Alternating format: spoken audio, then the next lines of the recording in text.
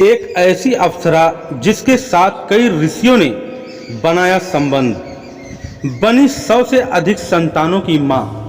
नारी सुंदरता का बखान हर युग में किया गया है, क्योंकि अप्सराओं के सुंदरता का वर्णन पौराणिक कथाओं में बेहद ही आकर्षक ढंग से किया गया है।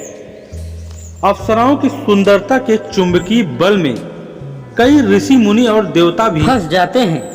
पहाड़ों पर लंबे वर्षों तक तप और ध्यान करने वाले ऋषि भी अप्सराओं के मोहित करने वाले आकर्षक बदन उनके मन को मोह लेता है।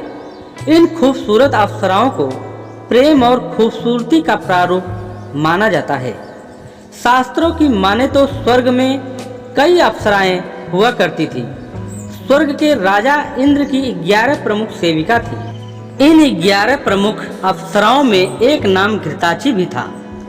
घृताची अति मनमोहक और बेहद ही सुंदर अप्सरा थी। माना जाता है कि घृताची के सुंदरता से यज्ञ पाठ करने वाले कई ऋषि मुनि भी मंत्रमुग्ध हो जाया करते थे। अप्सरा घृताची स्वर्ग की सबसे सुंदर, मोहिनी और अति प्रिय सौंदर्य की मालिक थी। घृताची देवताओं और ऋषियों को अपने हुस्न के सौंदर्य के बल से मंत्रमुग्ध कर लेती थी।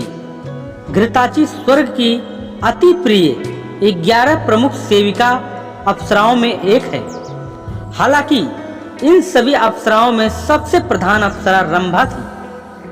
अप्सराओं की संख्या अलग अलग मान्यताओं के साथ भिन्न भिन्न है। किसी भी एक मान्यता के अनुसार इनकी संख्या 108 बताई जाती है, तो अन्य मान्यताओं के अनुसार 1008 बताई जाती है। घृताची अन्य गुणों के साथ माघ महीने में सूर्य पर अधिष्ठित रहती है। घृताची के कामुक तन और बेहतरीन सुंदरता काया बदन को देखने मात्र से ही विभिन्न ऋषियों के वीर्यपात हो जाता था। ऋषि भरद्वाज और घृताची पौराणिक कथा के अनुसार एक बार ऋषि भरद्वाज की तपस्या भंग करने के लिए इंद्र ने घृताची का सहारा लिया था।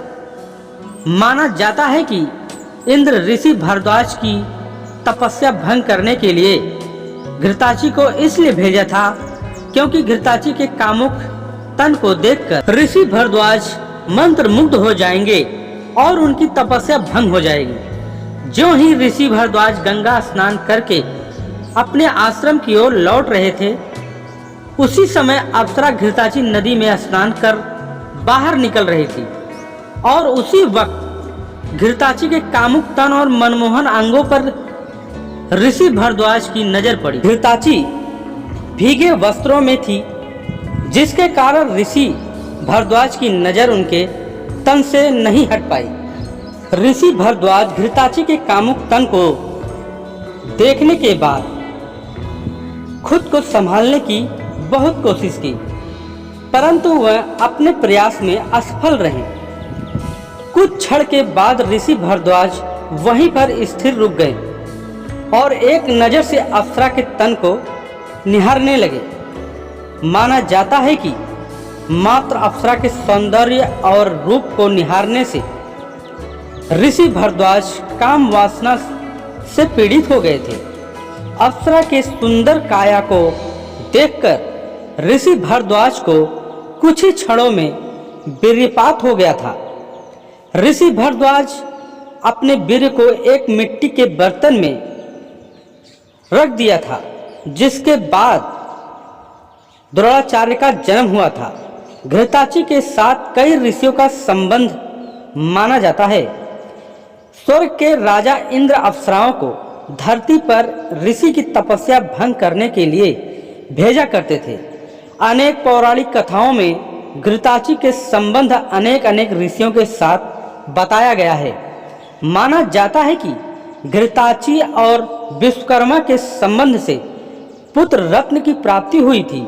घृताची और रुद्राक्ष के संबंध बनाने से 10 पुत्र और 10 पुत्रियां की प्राप्ति हुई थी। घृताची और कन्नौज के नरेश कुशनाग के साथ संबंध बनाने से घृताची के गर्भ से 100 कन्याओं ने जन्म लिया था। महर्षि च्यवन के पुत्र प्रेमिति को घृताची के गर्भ से गुरु नानक पुत्र की प्राप्ति हुई थी। ऋषि वेद व्यास घृताची के कामुक तन को निहारने मात्र से काम सक्त मुद्रा में चले गए थे, जिसके बाद उन्हें एक पुत्र की प्राप्ति हुई जिनका नाम था सुखदेव। नमस्कार मित्रों, घृताची अप्सरा की स्टोरी आप लोगों को कैसी लगी? अगर अच्छी लगी हो तो मेरे वीडियो को लाइक कर देना और चैनल को सब्सक्राइब कर देना, ताकि नेक्स्ट वीडियो आप लोगों के पास आसानी से पहुंच सके। मिलते हैं दोस्तों किसी नेक्स्ट वीडियो में, तब तक के लिए धन्यवाद। Thank you. जय माता दी।